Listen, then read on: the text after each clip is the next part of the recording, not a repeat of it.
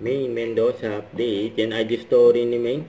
Yan abangan ang grand opening ng McDo ni Maine sa Friday sa November 7 sa Ciudad de Victoria.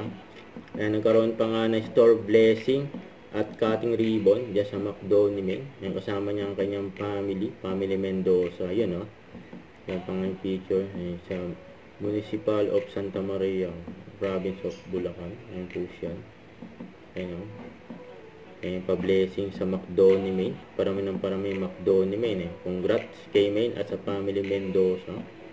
Ayan more McDo branch to come. Ayan, ganda pa nga ni Maine oh. Kaya pala wala si Maine sa Itbulaga kanina.